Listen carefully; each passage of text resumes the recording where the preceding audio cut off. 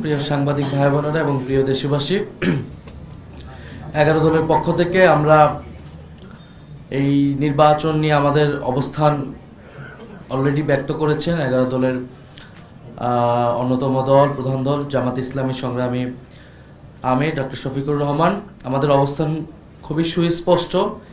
এই নির্বাচনে সুস্পষ্টভাবে ফলাফলে কারচুপি হয়েছে।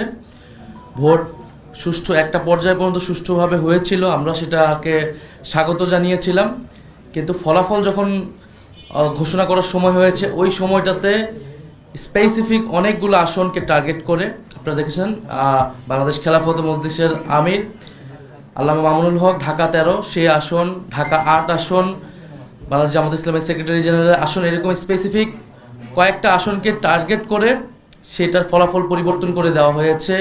কেন্দ্রগুলোকে দখল করে, সেই কেন্দ্রে জোর করে, প্রশাসনকে ব্যবহার করে সেই ফলাফল পরিবর্তন করা হয়েছে। এখন যেই প্ল্যানের কথা আমরা শুনেছি, আমরা সেই প্ল্যানের একটা বাস্তবায়ন বা সেই প্ল্যানের একটা স্বরূপ কিন্তু এই নির্বাচনে আমরা দেখতে পাচ্ছি।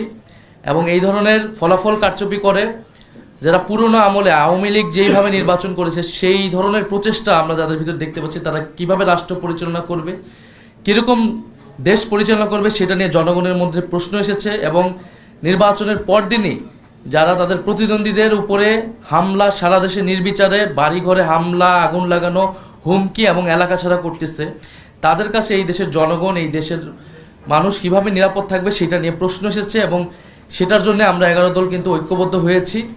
এবং ডক্টর শফিকুর রহমান বলেছেন স্পষ্টভাবে যে এটার জন্য রাজপথে নামার প্রয়োজন হলে আমরা সেটার প্রস্তুতি নিচ্ছি। কারণ এই দেশের মানুষকে, যারা 11 দলের পক্ষে নির্বাচনে কাজ করেছে, নেতাকর্মী সমর্থক, তাদেরকে হেফাজত করা, তাদেরকে রক্ষা করার দায়িত্ব আমাদের।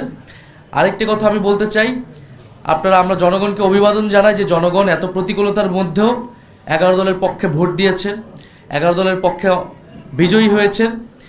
অনেকেই অনেক কারচুপি করে তাদের বিজয় আটকানো যায়নি। আপনারা দেখবেন যে গণভোটে কত পার্সেন্ট ভোট পড়েছে, 60% ভোট পড়েছে, 60+ ভোট পড়েছে।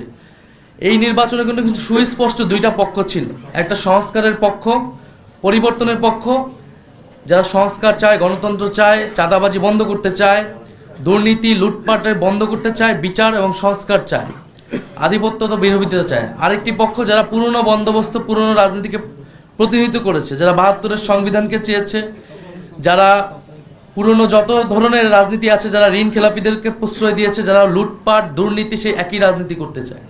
ফলে জনগণ ব্যাপকভাবে যেই 60%-এরও বেশি, 60+ সংস্কারের পক্ষে তারা ভোট দিয়েছে, সে একই জনগণ কিন্তু 11 দলের পক্ষেও ভোট দিয়েছে।